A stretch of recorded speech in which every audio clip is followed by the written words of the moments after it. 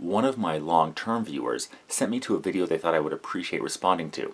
Let's take a look and see what they have to say. This is going to be questions for atheist. Let's see if YouTube lets this one stand. Alright, so here we go. So first off, and I'm going to be reading from a script because I want to make sure all these questions are correct. What, you planned this out using a script? And here I am, responding off the top of my head. Open parentheses, sit back with smug look on face, close parentheses. Damn it, teleprompter! Oh, sarcasm? That's real mature voices in my head. Obviously, if you can't tell, I'm just having a little fun. Anybody who has seen even the smallest fraction of my work clearly can tell that I have a script that I read off of. Hey, that's accurate. I find it helps to have my ideas prepared before I begin filming, so if you have a script and feel it helps you out, use it. Edit in first question. Damn it, teleprompter! These are going to be honest questions that I really have about atheism, so please answer them. And I would like you to please answer the questions that I'm asking, not the questions you think I'm asking. I'll try to, but please understand that I will, by definition, try to answer the questions I think you're asking. If I have misunderstood any of your questions, apologies in advance. So let me ask question number 1. Okay, you ready? Okay. So, do you, as an atheist, have a problem with theists or even fellow atheists lumping agnostics and anti-theists in with you? Let's start at the beginning. These are all separate, but in some ways comparable descriptors. Atheism literally means lack of a belief in a divine being. Gnosticism deals with knowledge, so an agnostic says that either knowledge of the divine can't be known, or that currently we have no known knowledge about the divine one way or the other. An anti-theist makes the positive claim, stating there is no God. These are not, as I mentioned above, mutually exclusive claims. Personally, I don't have any knowledge of a God, so I have no reason to believe in one. However, I don't say for sure that one doesn't exist. You could have somebody who claims they know for sure that gods definitely don't exist. So, by definition, they wouldn't believe one exists. But they do claim to have knowledge about the divine. So yes, sometimes they can be lumped together. I don't have a problem with that, as long as the correct terms are used for the myriad of believers and non-believers out there. Okay, question number 2. Now, not talking of Christians here, but do you have a problem with atheists who try to turn atheism into a religion? Do you feel that that hurts your argument against religion?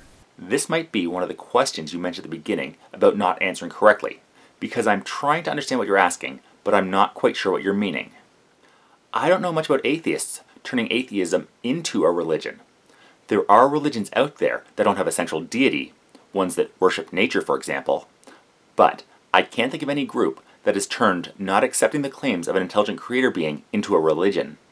Many theists out there claim that atheism is a religion, but you specifically discounted them from your questions, so we won't get into that.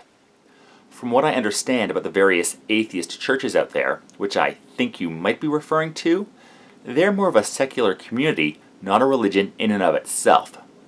These are primarily funded on the idea of like-minded people gathering together, specifically those who don't have a religious belief, but still want to feel the same sense of inclusion and collective morality that religions seem to have. Looking at the local secularist church run by atheists, their constitution consists of 4 articles: minimize suffering and maximize happiness, sustainability, build a durable local culture, and build a durable global culture. I agree with them on these points, seem to be good things to strive for, but none, in themselves, have much to do with a lack of belief in any kind of deity. Further on that note, do you consider yourself anti-religious?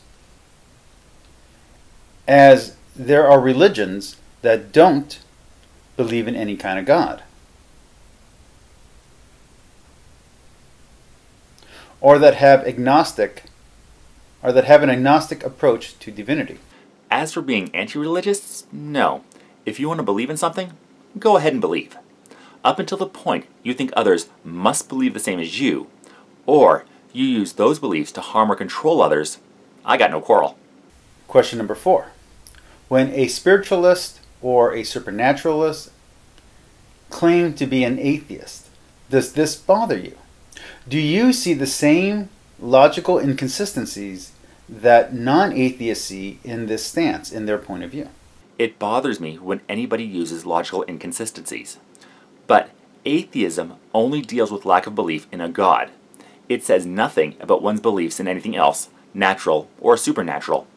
Now, most atheists will use the same logical inference regarding a lack of evidence to supernatural claims in general as they apply to an intelligent creator being and come to the conclusion that since there's no evidence to support any supernatural claim, those claims can be dismissed as well. But there are atheists who do believe in things like souls or other supernatural elements. They just don't believe in any gods. Question number 5. Why do so many of the YouTube atheists argue against an idea of God that is childish and nothing like what anyone with a mature faith actually believes? I can't speak for others, but this is actually why I try to be as broad as I can be when discussing atheism in general, and default to the common descriptor of intelligent creator being when asked about my atheism. Now, if somebody's using their personal beliefs or Holy Scripture as their main reason for the claims as to why I should have a belief in a God, then I will occasionally respond in kind, responding to the specific religions they bring up. As an atheist, I don't say that I am simply against your Catholic interpretation of God, or against a general Christian understanding of God, nor against the Abrahamic God worshipped by many religions. My stance is there is no evidence of an intelligence behind the creation of the universe, so I have no reason to accept the claims of one. Even what you call mature faith is, in the end, simply faith. Believers have it. I don't. I have no problem with anybody having faith. One of my big things is I'm against thought crime. As I said before, as long as they don't use that faith to control or harm others, or feel the rest of the population must conform to their beliefs, well, have your faith. It makes someone sound foolish and bigoted when they attack beliefs that no one actually holds, and that even informed or well-read believers would argue against. If you go through my channel, the majority of my arguments are responses to questions and claims made by believers. I respond to the arguments they make, so I can't see how I would be attacking beliefs they don't actually hold. Yes, their interpretations of Scripture, or even understanding of religion itself, may vary from yours, but if they're being asked or spoken, I assume those are their actual beliefs. It doesn't do any good to make arguments based on things nobody believes in, since it will not change anyone's mind and will just be a waste of everybody's time. It's the same as when theists argue against strawman atheists, like claiming you must all be depressed nihilists. Arguments that deliberately misunderstand the other side don't move forward a conversation nor encourage understanding of the other's point of view, and are the argumentative equivalent to, well, let's just say I was told that would make you go blind. Hey, it's not like I ever said that I make classy videos. Anyway, I hope that answers your questions. See y'all next time.